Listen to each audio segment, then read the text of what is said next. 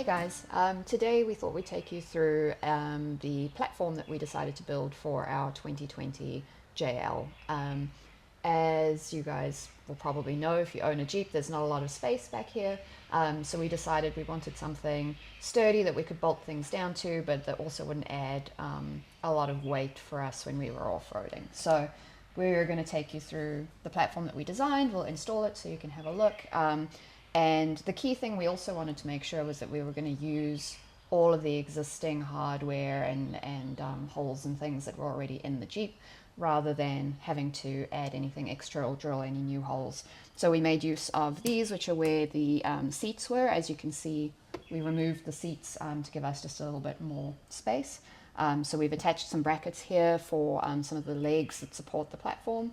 And then we also reuse these bolts here, which are also part of holding in the rear seats, as well as these ones, which I think are for the trail rail system that goes in the back of the car. So yeah, that's it. We'll get into showing you the platform that we designed, and then we'll install it. So one of the things you'll see when we've designed this platform is we wanted it to be flexible so that we could put the back seats in if we needed them, but also still have a platform at the back here. Originally, when we first were looking at solutions for the back here, we decided to build a drawer system, and I'll see if I can find a picture of the drawer system that we built.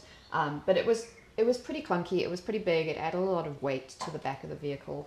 So instead we decided we wanted something that was really very simple, just a platform that we could secure things down to, because obviously when you're off-roading, on the off chance that you flip or roll over or whatever the case may be, you don't want things flying around in your car. So these are the pieces of the platform that we have built, and I'll take you through each one. The two main ones that you'll see are these two here. So these are sort of the main platform.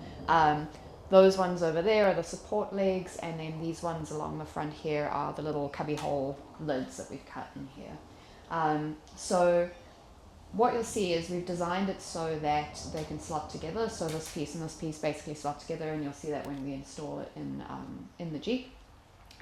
These holes here, which we've recessed slightly, are the ones that attach to the bolts where the seats attach inside the vehicle.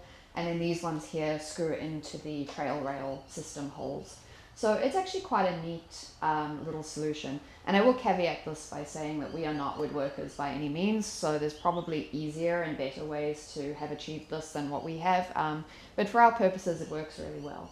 And so yeah, we'll take you through installing it and then show you some of the things that we actually attach to the platform as well. So the first thing we're doing here is just attaching the legs to the platform that sit directly behind the front seats. So these legs aren't actually attached to the Jeep itself, they're really just there for support and structure. The main leg that actually gets attached to the Jeep is the one that runs down the center of this platform, which you'll see in a second. What we tried to do when we were designing this platform and looking at materials is really try and minimize the amount of wood that we needed to buy and minimize the amount of wastage that there was. So what we ended up going with, we bought, I think it was a 1200 by 2400 mil piece of marine grade plywood. It was 18 mil thick. And by sort of planning quite carefully, we were able to cut actually all of the pieces for this platform out of that single piece of wood. And what was even better is because our local Bunnings has a cutting service, we were able to get them to cut the majority of the pieces down for us. So then all we had to do was just trim off the corners and bits and pieces to get them into the right shape. So that really saved us a lot of time.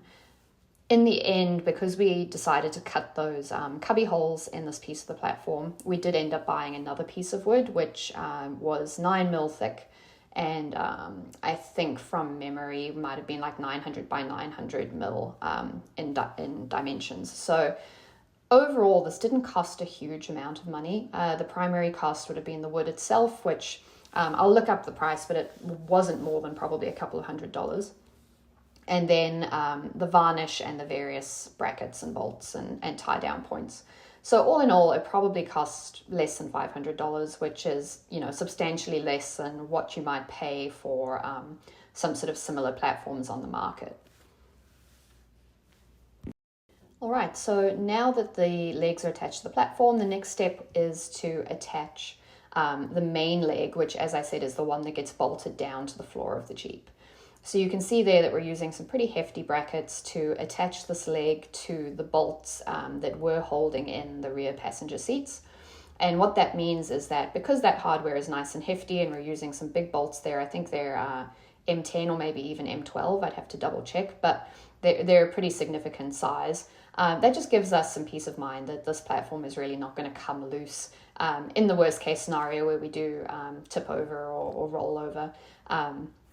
We're planning on having some pretty heavy stuff attached to this, including our fridge and a drawer system and various other bits and pieces. So making sure that this is tied down or secured down, securely, it was paramount for us. Right, so you can see that that leg is now secured down using those bolts. And you can also see running across the top there are the brackets that we're going to be using to attach the platform to the leg. So it's time for the first part of the platform to be installed here. And so you can see, because we've built it as separate pieces, it really is quite easy to get it in and out of the vehicle. Whereas if we built this as one single platform, A, it would have been quite difficult to get in here, and B, it would have meant that we didn't have that extra flexibility that we wanted in terms of being able to put the passenger seats in when we need them. So having them in two pieces is really just a great solution and gives us the most possible flexibility. Now you can see that those tabbed areas of that platform basically just slot over the bolts that we're attaching the rear passenger seats. And again, those are really big, hefty bolts, so that just adds an extra layer of security in terms of how well that platform is actually attached to the Jeep. One thing to keep in mind when you're doing something like this, and this is a lesson that we learned from the last time we built something for the Jeep, which was the cabinet that I showed you earlier, is the best way to approach this is really to build a template in cardboard first. We didn't do that the first time, and let me tell you, it was an extremely frustrating and at times expensive process of trial and error. So when we undertook this project, what we ended up doing is going and buying some very large packing boxes, flattening them out, taping them up to give ourselves some sort of sturdy pieces of cardboard to work with. And then we used those to build an initial prototype, essentially, of the platform. And the great thing about that is, it gives you the flexibility to make modifications without fear of messing up your piece of wood. And it just helps you navigate all of the weird little angles and curves and bits and pieces that you have to account for when you're building something to fit a vehicle like this. So if you are planning on undertaking a project such as this one, I highly, highly recommend using some cardboard. It will not only save you time and money, it'll probably save your marriage too, to be honest, because let me tell you, we had some arguments the first time around. So yeah. Okay, so the first part of the platform is now installed and attached completely there. And you can see by cutting these little cubby holes in the platform, we've really made that space underneath there much more accessible. This is probably one of my favorite things about this platform, because we can store spare tools, spare parts, tire deflators, really just anything that you're not using too often and you want to tuck away neatly. The bolts along the back here, like I said, those are just the existing bolts that were holding down the passenger seats, and those really give it that level of added security that it's not going anywhere. So you can see that this is the underneath of the rear of the platform. Because there's not a lot of space, we haven't made it a raised platform. In order to get everything to bolt through and hold on with some strength, we've decided to use T-nuts on the underneath. So that way we don't need a nut on the bottom of the board. The T-nut acts as that nut. So we can just put the bolt through from the top and not have to worry about trying to tighten anything underneath the platform. It's a really simple solution when you don't have access to the underneath of whatever you're trying to bolt down. So I'm looking at the underside of the platform here, and as you can see, those are the T-nuts that Jeremy was talking about. They're a really great solution to allow you to easily mount things to the top of the platform without having to take the platform out of the car. So when you screw your bolt or your tie down point into the top of the platform, it grips into these T-nuts, which in turn grip into the wood, and that stops them from spinning around as you're screwing the bolts in. So really, really handy little solution for this kind of situation.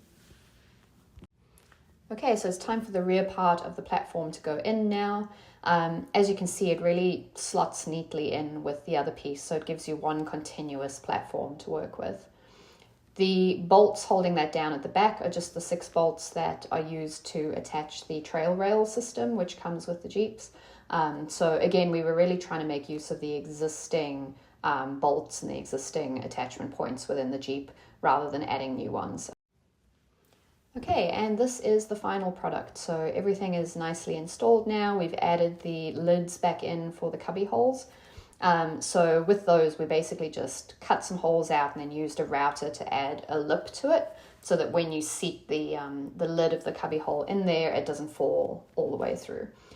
So again, those are probably one of my favorite parts of this platform. Really just gives you some extra storage. So that's it for this video. We hope you found it useful. Please feel free to jump in the comments and ask any other questions that you might have about how we did this, or even better, if you've got some suggestions on how we can do it better next time, we'd love to hear it. As I said, we're not carpenters. We are just really muddling along, but we're pretty happy with how it turned out. If you'd like to see more of this type of content, please like and subscribe. As a new channel, every interaction really helps us reach our goal of our first 100 subscribers. Thanks for watching.